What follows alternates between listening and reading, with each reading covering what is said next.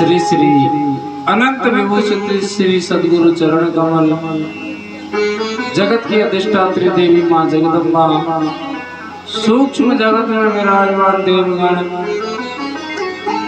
दृश्य अदृश्य रूप में विराजमान संत समाज माताएं बहनें तथा लाडली बेटियां युवान भाई मेरे पूज्य बुजुर्ग और भी ज्ञात अज्ञात समस्त श्रोता समाज छवि भक्ति यूट्यूब चैनल के माध्यम से जुड़े हुए सभी श्रोतागण सभी को भगवत भाव से व्यासपीठ की ओर से जय श्री राधे राम राम श्री शिवाय नमस्तुभ्यं।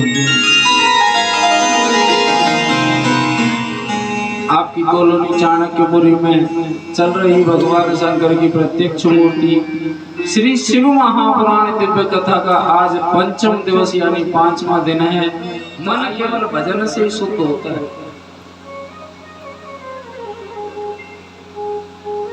शौनकादि ऋषि बड़े सुंदर तरीके से शिव महापुराण की कथा सुनाते हैं। तो प्रभु ये बताइए कि महादेव को तो भोला बताया, सबसे सीधा देव बताया, निराला देव बताया, और जबकि देवताओं के भी देवता हमने सुना है कि बाबा महाकाल का रूप क्यों लिया इन्होंने, जबकि वो तो दुष्टों का संहार करते हैं। और एक और बात हमारी समझ में नहीं आती, प्रभु इस शंका का भी समाधान करें कि हम सब जितने भी जीव हैं सब उसी परमेश्वर की संतान हैं।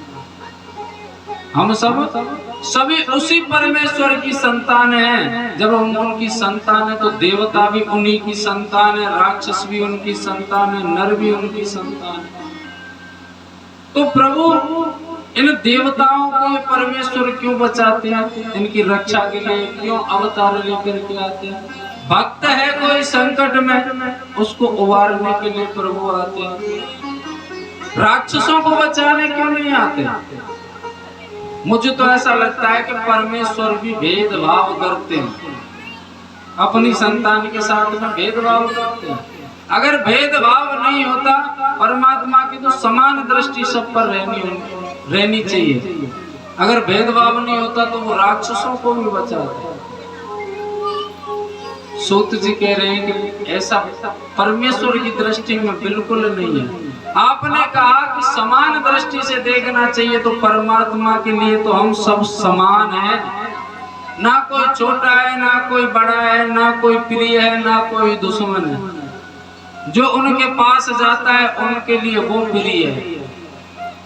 यहाँ तक कि भोलेनाथ से जो कोई बैर करता है तो वो बैर उससे करते भी नहीं, उसे अपना दुष्ट नहीं मानते, दुश्मन नहीं मानते। लेकिन सत्यता यह है कि हम परमात्मा की अगर नजर में आते हैं, भक्तों पर परमात्मा की नजर रहती है, संतों पर परमात्मा की नजर रहती है, देवों पर परमात्मा की नजर रहती है। और ऐसी बात नहीं कि राक्षसों पर नहीं रहती। राक्षस तो ऐसे थे कि भोलेनाथ का ही भजन करते, भोलेनाथ को ही प्रसन्न कर लेते और भोलेनाथ को ही फंसाने का वरदान मान लेते। कुछ ना कुछ ऐसा कृत्य था उनका। किसी संत से जाकर के कलियुगी भगत ने पूछा था, कलियुगी भगत का मतलब है आज का भगत, आज के समय का, कि प्रभु ये बताइए कि सबसे जल्दी कौन से देवता प्रसन्न होते हैं। तो बच्चे से पूछ लो, वो भी जानता है। बोले भोलेनाथ। बोला कैसे? बोले जैसी तुम्हारी इच्छा उस प्रकार से स्मरण कर सकते हो। बोले ठीक है। उसने प्रयोग ही किया था और जाकर के ऐसे ही बैठ गया। बोले देखता हूँ। कहते हैं उसने भजन करना प्रारंभ किया, भोलेनाथ तुरंत प्रसन्न। बता भगत तुझे क्या चाहिए। अब कलियुगी भगत था, दर्शन किए। बोले ये बात तो सही है कि भोलेनाथ वाकई में बोले और बहुत जल्दी प्रसन्न भी होते। भोलेनाथ ने वरदान मांगने के लिए कहा तो पहले तो थोड़ी देर उसने सोचा, फिर बोला प्रभु वरदान दे दो। और एक नहीं, मुझे 3 वरदान चाहिए। भोलेनाथ ने कहा, बोले चल ठीक है 3 मांग लो। बोले पहला वरदान तो ये दे दो प्रभु, निर्धन हूं, गरीब हूं, मुझे धन माया दे दो अपार। भोलेनाथ ने कहा ठीक है तथास्तु। दूसरा वरदान ये दे दो कि जब धन माया भी दिए तो बढ़िया सा महल भी बनवा दो घर। बोले ठीक है तथास्तु। और तीसरा मांग, बोले तीसरा वरदान ये दे दो कि जब चाहूं 3 वरदान और मांग लो। भोलेनाथ ने ध्यान नहीं दिया, बोले तथास्तु चले गए। अब तो हल्की सी बारिश आई, भोलेनाथ को पुकारा, भोलेनाथ तुरंत प्रसन्न। बता भगत, बोले प्रभु वही 3 वरदान चाहिए। बोले ठीक है मांग ले। बोले पहला वरदान तो ये दे दो कि मेरे महल पे कभी बरसात ही ना हो। भोलेनाथ ने कहा बोले ठीक है। दूसरा वरदान, बोला जो बरसात हुई है उससे इसका जो पेंट है बिरला पुट्टी है नष्ट हो गई, खराब हो गई, दूसरा करवा दो कोई बढ़िया सा। भोलेनाथ ने कहा ठीक है। तीसरा मांग, बोले तीसरा वरदान ये दे दो कि जब चाहो 3 वरदान और मांग लो। अब तो भगत ऐसे करे कि अगर जरा भी जुकाम हो तो आओ भोलेनाथ और आओ भोलेनाथ भोलेनाथ। 2 में तो काम की बात करे, 2 वरदान में, और तीसरे वरदान में कि जब चाहो तीसरा वरदान और मांग। अब तो कहते हैं कि महादेव परेशान हो गए इस भगत से। नारायण के पास में पहुंचे। नारायण ने कहा कहो भोलेनाथ। बोले कहे क्या? कलयुगी भगत से पाला पड़ गया। 3 वरदान मांगने के लिए कहा था। मैंने कहा ठीक है 3 मांग ले। 2 में अपने काम की बात कर लेता है और तीसरे में जब कहता है बोले जब चाहो 3 वरदान और मांग लो। उसने तो नौकर बना लिया, 24 घंटे में 8-8 10 बार बुलाता। नारायण बोले भोलेनाथ मैंने आपको कई बार कहा है कि ये कलयुगी भगत है, ये केवल स्वार्थ के लिए आते हैं हमारे और आपके पास में। मैंने कहा है कई बार कि इनको ठोक बजा करके देख लिया करो कि ये सच्चा भगत है या कच्चा भगत है। कहीं लालच तो नहीं है, लेकिन आप कभी सोचते नहीं है और खुद ही वरदान देते हैं, खुद ही फंस जाते हैं। महादेव बोले मैं क्या करूं नारायण, मेरा स्वभाव ही ऐसा है, क्योंकि भक्त की भावना में मैं बह जाता हूं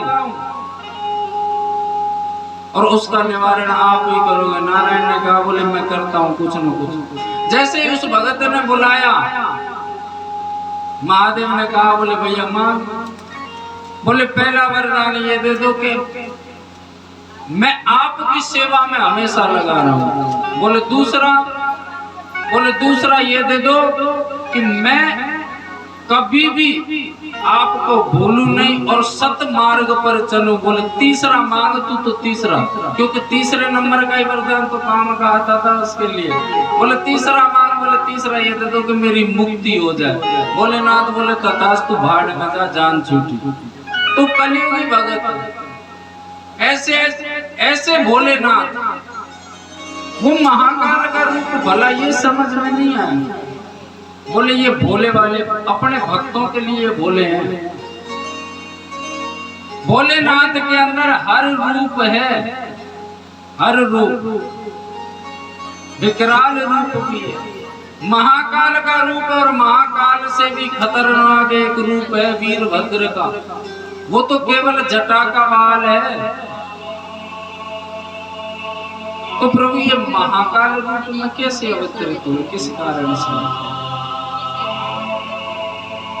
बोले एक समय की बात है कि जो अवंती नगरी है, जिसे हम अवंती नगरी, जिसे आज हम उज्जैन नगरी के नाम से जानते हैं, इसका नाम पहले अवंती नगरी था। यहाँ पर बड़े वेद पाठी वेदज्ञ ब्राह्मण रहते थे, शिव की आराधना में तत्पर रहने वाले लोग थे। लेकिन जहाँ भी आराधना होती है, भगवान का भजन होता है, वहां राक्षस जरूर पहुंचते हैं बिगड़ डालने के लिए, क्योंकि वो कार्य नहीं होना चाहिए। उसमें एक कारण है, ये जो हमारे 33 कोटि देवी देवता है, इनके पास शक्तियां जो है वो शक्तियां कहीं और से नहीं आती।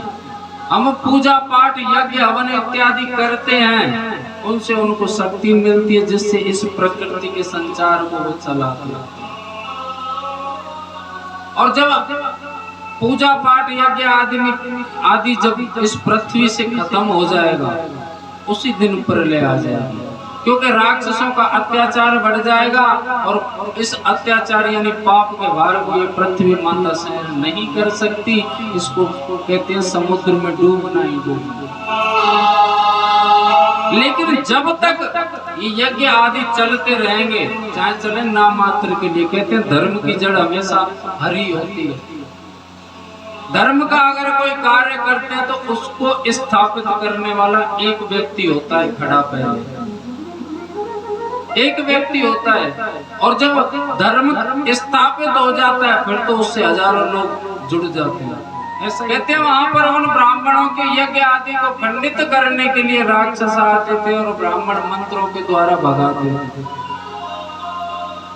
एक दूषित नाम का राक्षस था जो रत्नमाला पर्वत पर रहता है। जब उसको पता चला कि अवंती नगरी में तो बड़े बड़े यज्ञ होने लगे,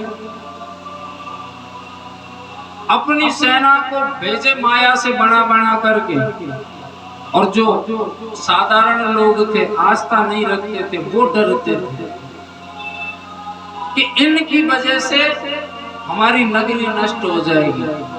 और जो साथ में भी थे उन ब्राह्मणों के, वो भी डरने लगे।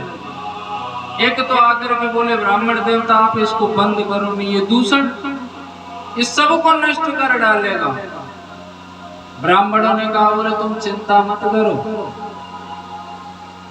जब तक ये बाबा है ना, जब तक हमारा कोई कुछ नहीं बिगाड़ सकता। आप जरा भरोसा तो रखो, हम पर नहीं कम से कम महादेव पर तो रखो। बोले महादेव पर ही तो भरोसा रख रहे, कहीं ऐसा ना हो भरोसा करते करते हमारा ही भरोसा टूट जाए। ब्राह्मणों ने कहा चिंता मत करो। समय ऐसा आया कि उसके अत्याचार से सभी लोग दूर हो गए, केवल वो ब्राह्मण ही ब्राह्मण रह गए, क्योंकि उनकी श्रद्धा थी। उन्होंने कभी महादेव को पत्थर मान करके नहीं पूजा, पत्थर मान करके नहीं पूजा। मानो तो वो पत्थर है, मानो तो वो भगवान है, पत्थर तो अन्यथा वो है ही है। और इस महादेव का तो कण कण में वास बताया गया।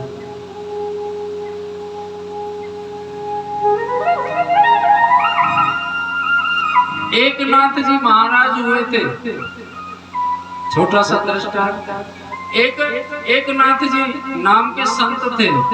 कहते हैं श्रावण का महीना आता है या सोमवार आता है, त्रयोदशी आती है, तो भक्त गंगा जी से कावड़ लेकर के जाते हैं और महादेव पर जल अर्पण करते हैं। एक बार एक नाथ जी ने सोचा कि ये लोग पैदल चल चल करके जाते, क्यों ना इस बार मैं भी रामेश्वरम दर्शन के लिए चलूं और जल लेकर के चलूं, मैं भी जल चढ़ाऊंगा। लेकिन उनका संकल्प देखो, संकल्प दूसरे तरीके का था। उन्होंने कहा कि मैं कावड़ नहीं ले जाऊंगा, मैं कमंडल में जल भरूंगा अपने में, और जल लेकर के जब चलूंगा तो रात्रि भर दिन भर तो यात्रा करूंगा, रात्रि में विश्राम करूंगा, रात्रि में यात्रा नहीं करूंगा। ये संकल्प था। दिन भर चलते, रात्रि को विश्राम करते। कहते गंगोत्री नदी से और रामेश्वरम महादेव की दूरी करीबन 1250-1200 के आसपास पड़ती है, 1250 किलोमीटर। कहते साल भर का समय लगा, चलते चलते उनको साल भर लग गई। और साल भर जैसे ही पास में पहुंचे थे, जंगल से रास्ता जा रहा था, तो मंदिर जब पास में होता है तो उनकी ध्वजा दिखती है, झंडे। जब वो देखा मन में बड़ा आनंद सा आया दर्शन करके। दिन में जब चल रहे थे जंगल से तो बोले अब तो मंदिर पास में आ गया, थोड़ा सा विश्राम कर लूं उसके बाद चलूंगा। नहीं, इससे पहले दिन में वो कहीं पर बैठते भी नहीं थे, यात्रा करते थे। एक वृक्ष के नीचे जैसे ही बैठे और सामने उन्होंने दृश्य देखा कि एक गधा वहां पर पड़ा हुआ है और ऐसे लग रहा है कि इसको अगर जल नहीं मिला तो इसके प्राण निकल जाएंगे कुछ ही क्षण में। एकनाथ जी की जैसी दृष्टि पड़ी, उन्होंने कुछ विचार ही नहीं किया, कमंडल हाथ में लिया और उठ करके उस गधे के मुंह में वो जल डाल दिया, जिसे 1 साल से पैदल लेकर के आ रहे हैं। और कहते हैं ये मेरे रामेश्वरम महादेव, मेरा जल तो आप यहीं से स्वीकार करेंगे। तो यकीन मानो उस गधे के अंदर से महादेव प्रकट हो गए। बोले एकनाथ जी, आपने मुझे यहाँ भी पहचान लिया, इस गधे में भी पहचान लिया। एकनाथ जी हाथ जोड़ करके बोले बाबा आप कहाँ नहीं, आपका तो कण कण में वास है। नित भजन करूं तेरा, तू बस रहो कण कण में। नित भजन करूं तेरा, तू बस रहो कण कण में। मेरे बोले त्रिपुरारी अब पार लगा, मेरे बोले त्रिपुरारी अब पार लगा छड़ में। अब बोले त्रिपुरारी अब पार लगा छड़ में। बाबा बोले त्रिपुरारी अब पार लगा छड़ में। नित भजन करूं तेरा, नित भजन करूं तेरा, बाबा भजन करूं तेरा, बाबा भजन करूं तेरा, तू बस रहे कण कण में। बोले त्रिपुरारी अब पार लगा छड़ में। बाबा बोले त्रिपुरारी अब पार लगा छड़ में। अरे कहाँ गए?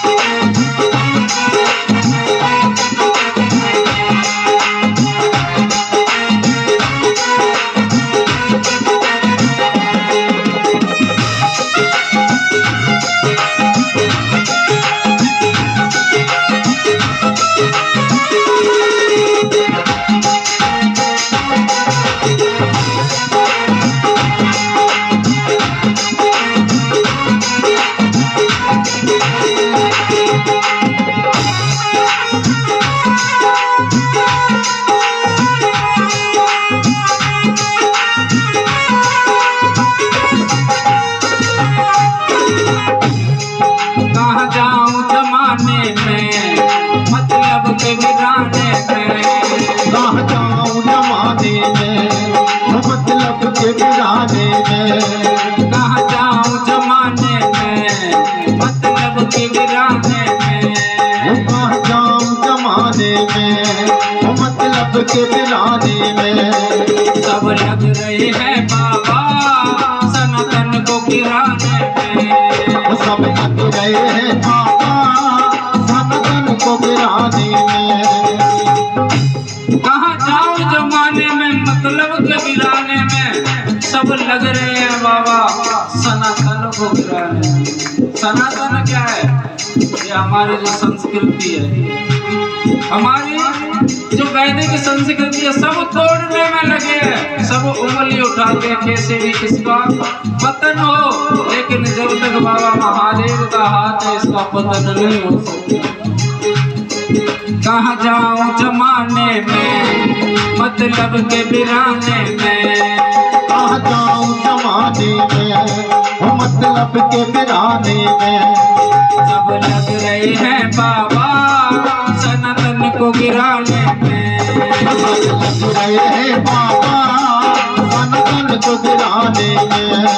क्यों अनदेखी करता, क्यों अनदेखी करता, क्यों अनदेखी करता, क्यों अनदेखी करता।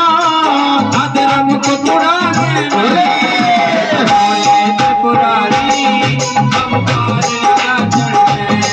मेरे भोले त्रिपुरारी अब पार लगा बने। बाबा बोले त्रिपुरारी अब पार लगा छड़ में। बाबा भोले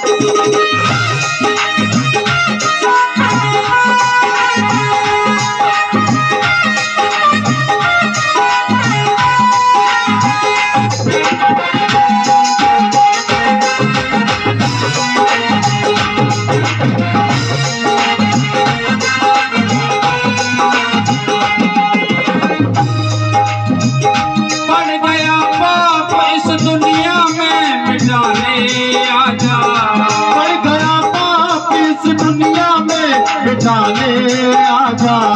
बढ़ गया पाप इस दुनिया में मिटाने आजा। बढ़ गया पाप इस दुनिया में मिटाने आजा। फिर से कैलाशी डमरू को बजाने आजा। कैलाशी डमरू को बजाने आजा। बढ़ गया पाप इस दुनिया में मिटाने आजा। बढ़ गया पाप इस दुनिया में मिटाने आजा। फिर से कैलाशी डमरू को बजाने आजा। कैलाशी डमरू को बजाने आजा। आजा आजा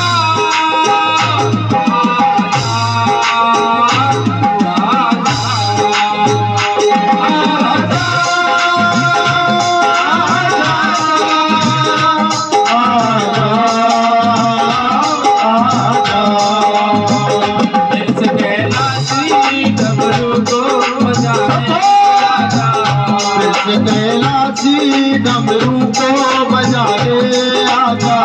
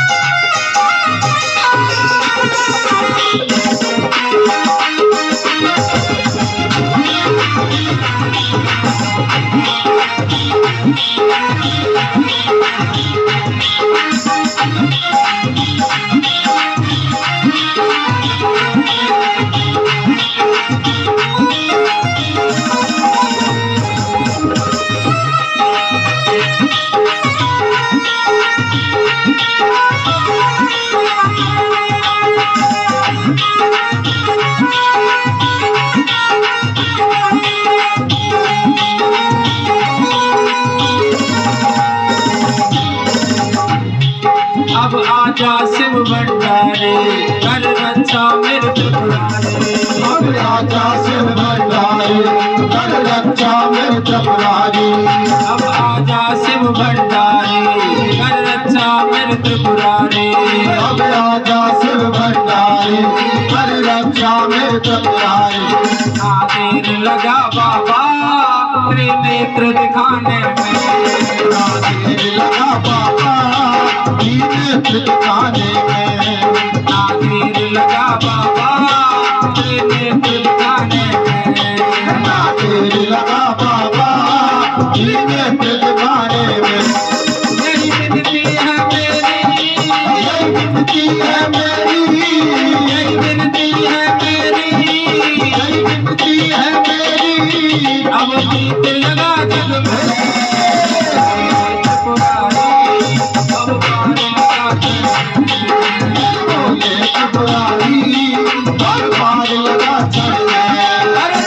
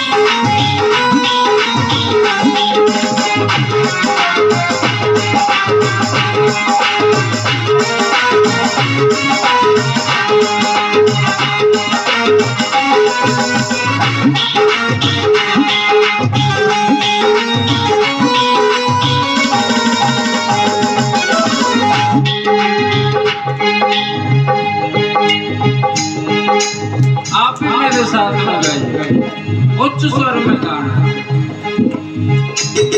करुणा का सागर है, श्रद्धा की गागर है। करुणा का सागर है, करुणा का सागर है, श्रद्धा की गागर है।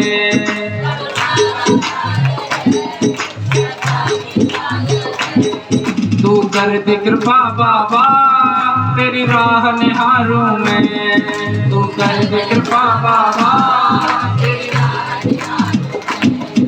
रमाकांत की अर्जी है,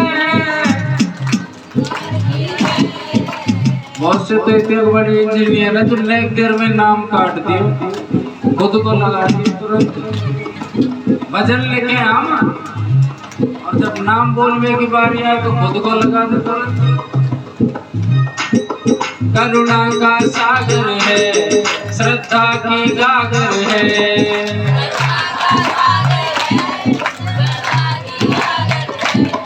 करुणा का सागर है, श्रद्धा की गागर है।